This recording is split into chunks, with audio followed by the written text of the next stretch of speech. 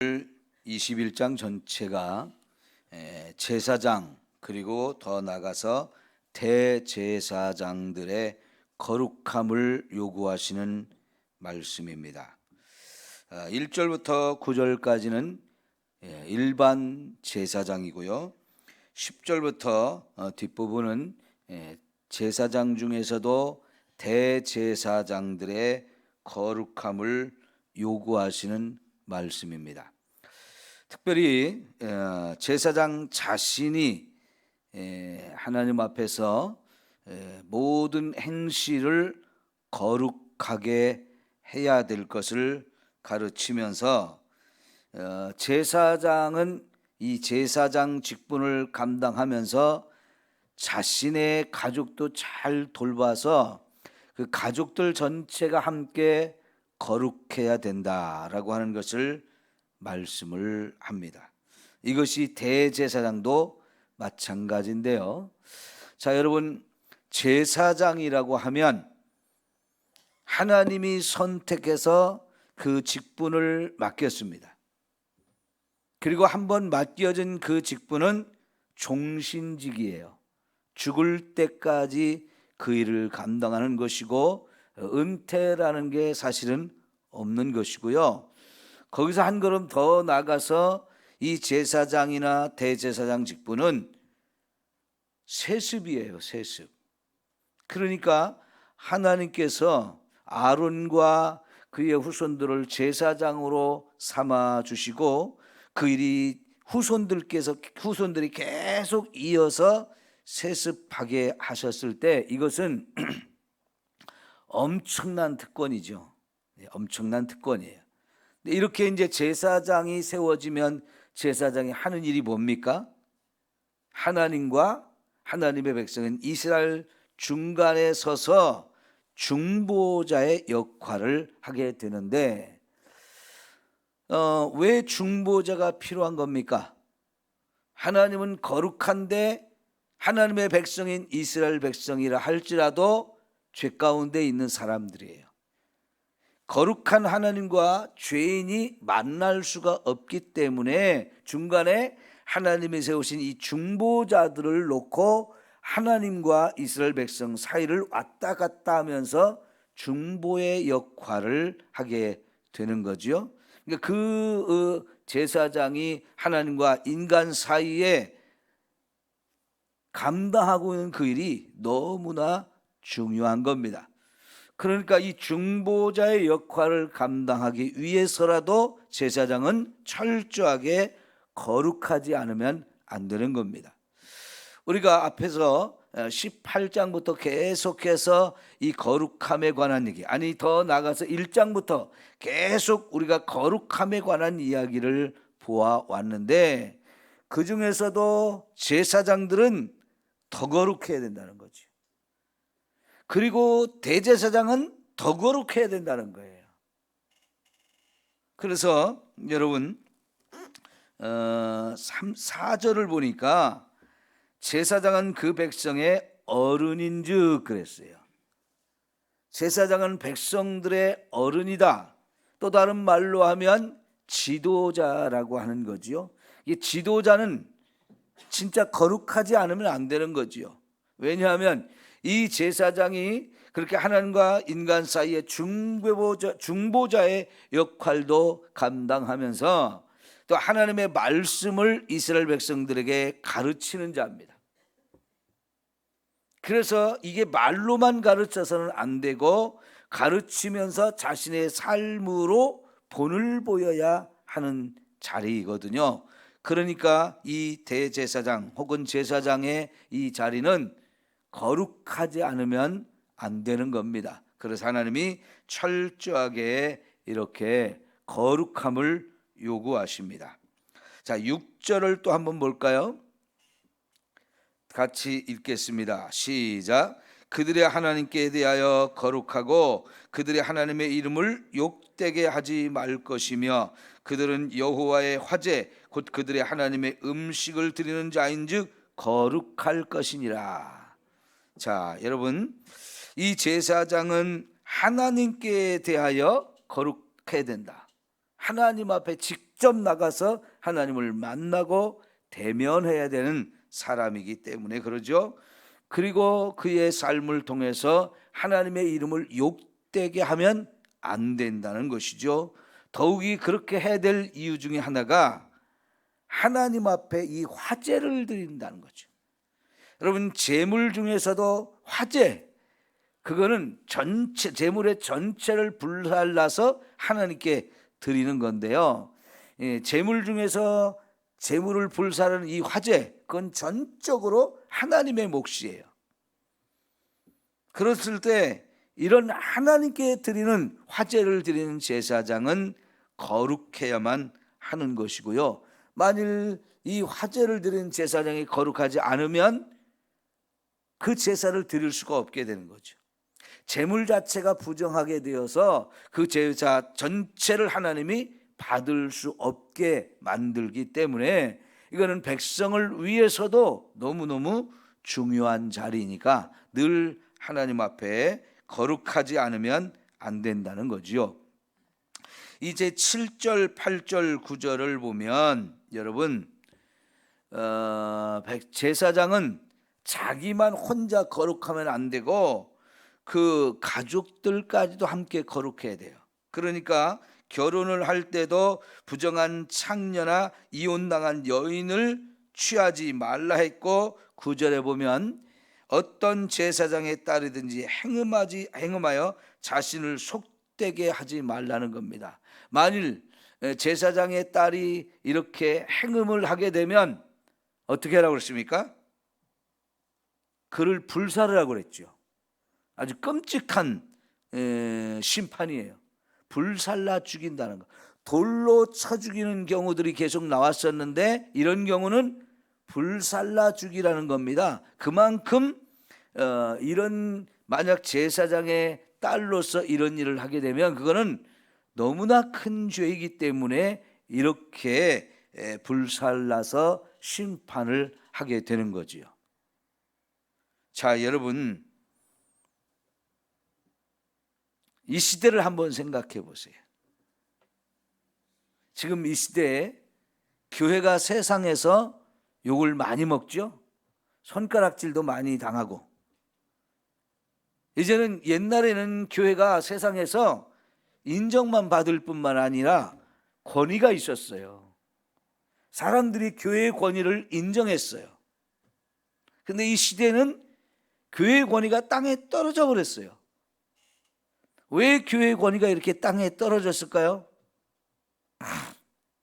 교회 스스로가 그 권위를 잃어버렸기 때문입니다. 교회 스스로가 그 권위를 잃어버렸어요.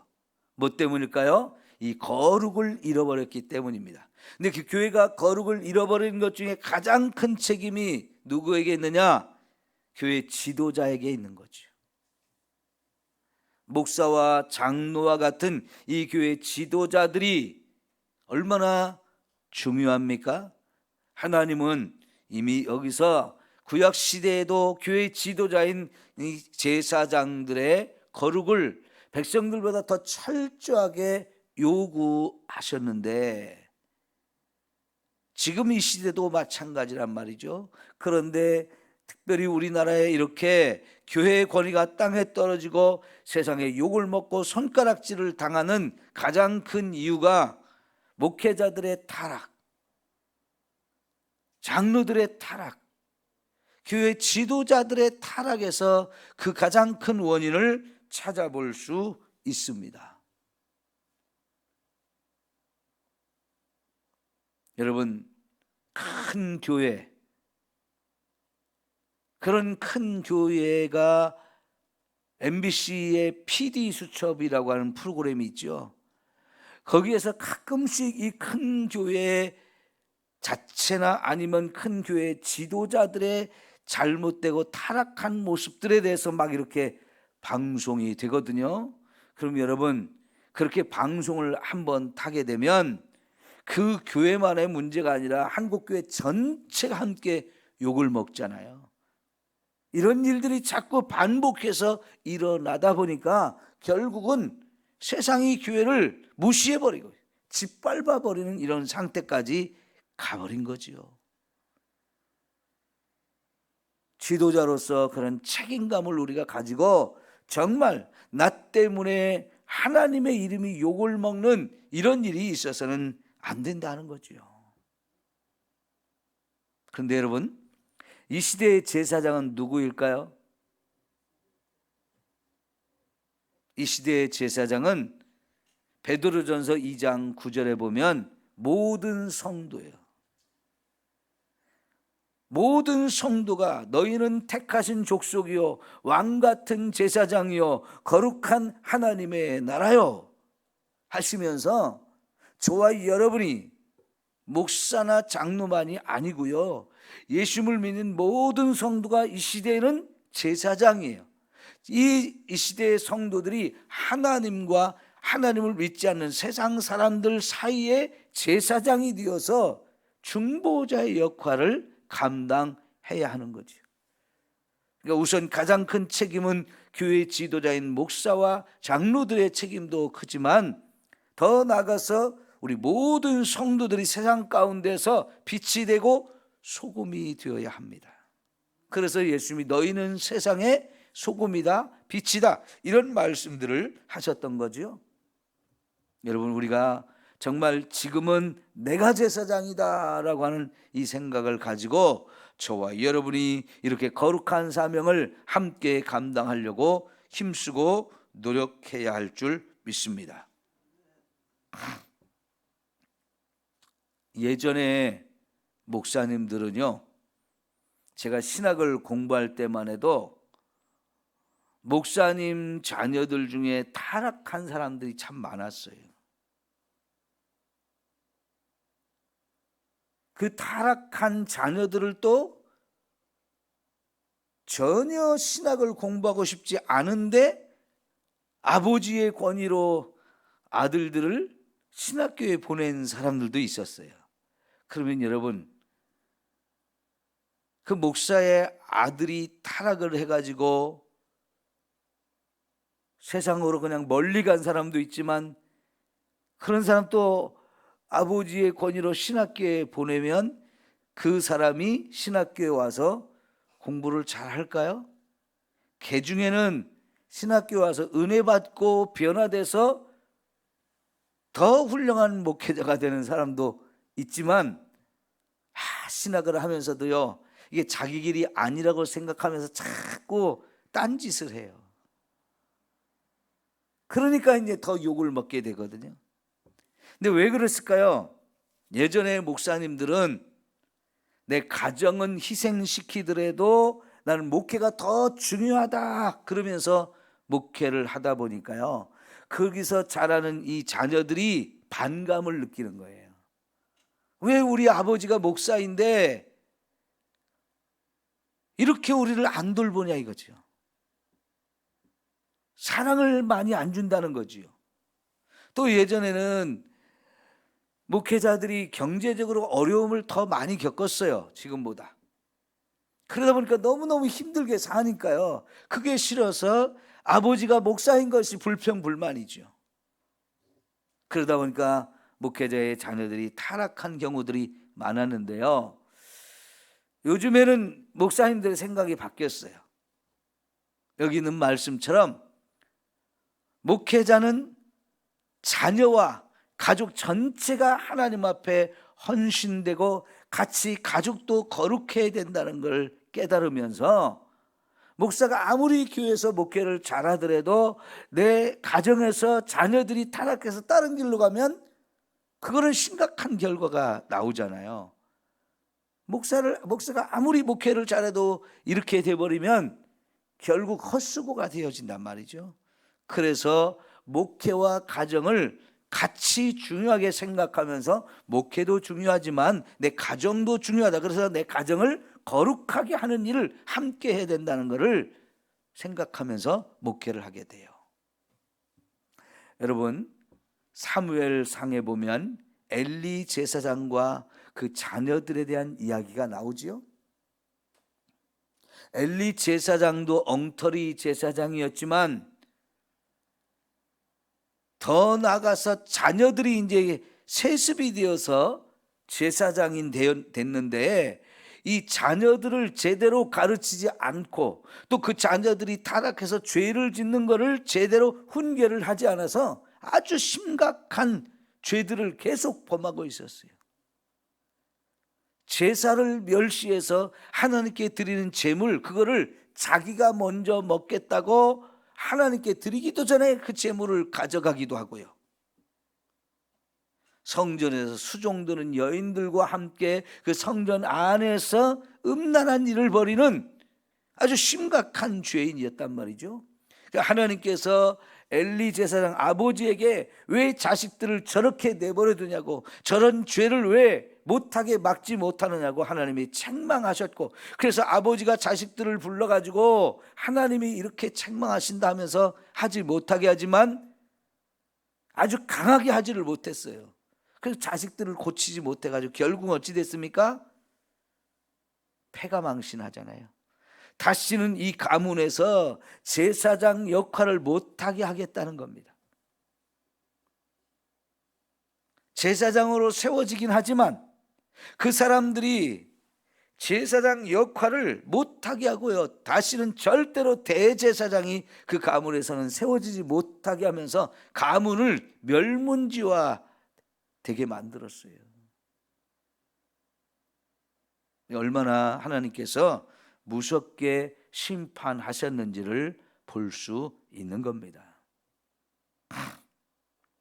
특별히 7절이나 9절에 제사장의 아내가 창녀나 이혼당한 사람 안 된다, 딸들이 이렇게 행음한 일을 하면 안 된다 하는 것, 이런 것이 다 뭐냐면 그냥 음란한 일을 하는 게 아니고요, 이방 종교의 풍습을 따라서 이방 종교의 신전 안에서 거기서 창녀로 사는 것, 거기서 음란한 짓을 하는 것, 이런 것과 관련이 된 내용들이거든요. 그래서 우상 숭배와 하나님을 같이 하면 안 된다는 거죠. 그런데 왜 제사장들은 이런 창녀나 이혼한 여인과 결혼을 하지 말라고 그랬느냐?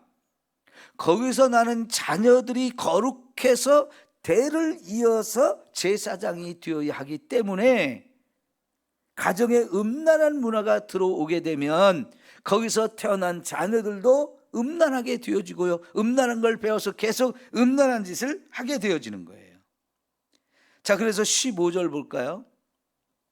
그의 자손이 그의 백성 중에서 속되게 하지 말지니 나는 그를 거룩하게 하는 여호와임이라 그랬는데, 여기 10절부터 대제사장에 관한 건데요, 그 대제사장의 아내가 되는 사람은 13절과 14절에 보면 처녀를 데려다가 결혼을 해서 아내를 삼으라고 했고요, 이혼당한 여자나 과부나 창녀는 아내가 되면 안 된다는 거예요. 왜?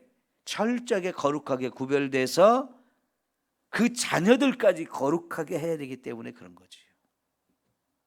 그만큼 자녀들까지, 가족까지 다 거룩해야 되는데, 사실 이제 목회자가 자녀들을 낳아서 기를 때 자녀들의 큰 스트레스는 뭐냐면 성도들에게서 야, 목사 아들이고 목사 딸인데 그러면 안 되지라는 말을 듣는 것 같은 거, 그게 자녀들한테, 목회자 자녀한테 굉장히 큰 스트레스가 되는데요, 예전에는 그렇게 말을 좀 생각 없이 하시는 분들이 좀 있었어요.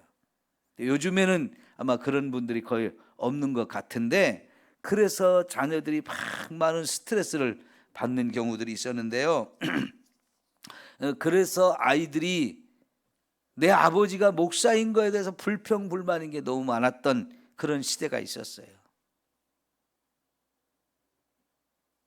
내가 목사는 아버지지 내가 목사냐고 하면서 자녀들이 이렇게 거룩하게 살아야 되는 것에 대한 이 스트레스가 굉장히 컸다고 볼 수 있죠.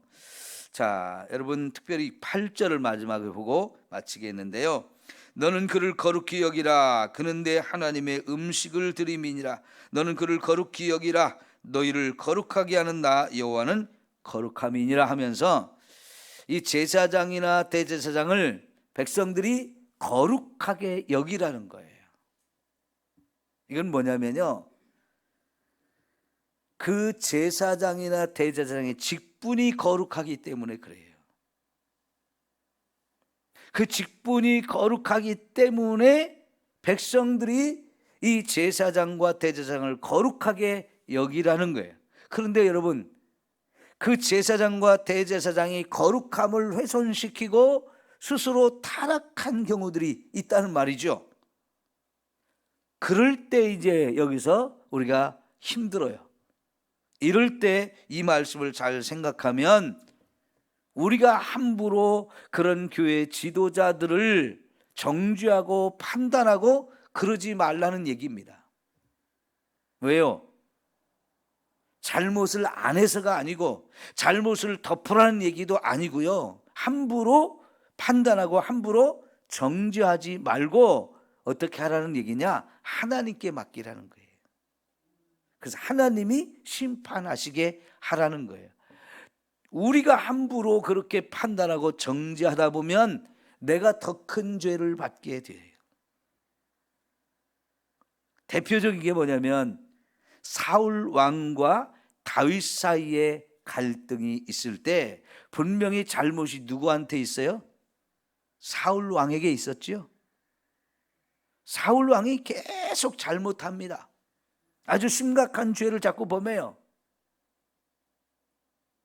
다윗은 그런 사울 왕의 잘못 때문에 계속 도망 다녀야 되고 피난사를 해야 되고 너무너무 힘들었고 죽음의 위협을 계속 느꼈어요. 그런데 어쩌다가 다윗이 사울을 죽일 수 있는 결정적인 기회들이 주어져요. 근데 그때마다 다윗이 뭐라고 그래요? 하나님의 기름 부음 받은 자를 죽여서는 안 된다고 하면서 아무도 사울 왕을 죽이지 못하게 해요. 언제나 살려주면서, 그러나 사울 왕을 깨닫게 하기 위해서 옷자락을 살짝 벤다든가 아니면 물병이라든가 창이라든가 이런 것들을 살짝 가져옴으로 해서 죽일 수 있었는데 안 죽였다는 사실을 가르쳐 주면서 사울 왕이 지금 잘못하고 있다는 걸 이렇게 지적해 주죠. 여러분, 이런 부분은 우리가 잘 배워야 돼요.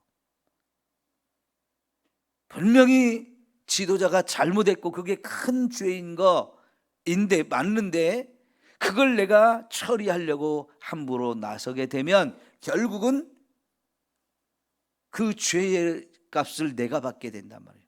하나님 심판을 내가 받는다는 거죠. 왜냐하면 우리는 재판관도 아니고 우리는 심판자가 아니에요. 그 재판하고 심판하는 것은 하나님 몫이라는 거죠.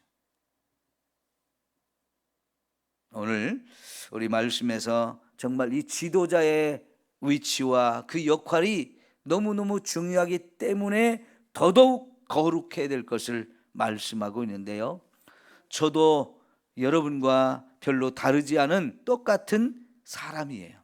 그런 죄인으로서 이 사명을 감당하기 때문에 저도 부끄러운 일들을 너무나 많이 범할 수 있는데요, 그래서 여러분의 기도가 정말 많이 필요한 거예요. 그래서 여러분의 기도 덕분에 제가 항상 거룩함을 유지한다는 거, 그래야 하나님 앞에 이 사명을 감당할 수 있고 제가 여러분의 축복의 통로가 되어서 이 일을 감당하는 거죠.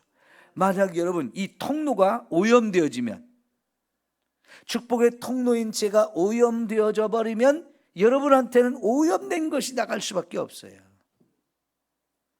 거룩한 축복의 역사가 여러분에게 흘러가야 되는데 내 자신이 거룩함을 훼손하고 오염되어지면 여러분에게 하나님의 축복이 아니라 오염된 것이 흘러갈 수밖에 없단 말이죠. 그래서 이게 참 심각한 결과를 가져오는 거예요.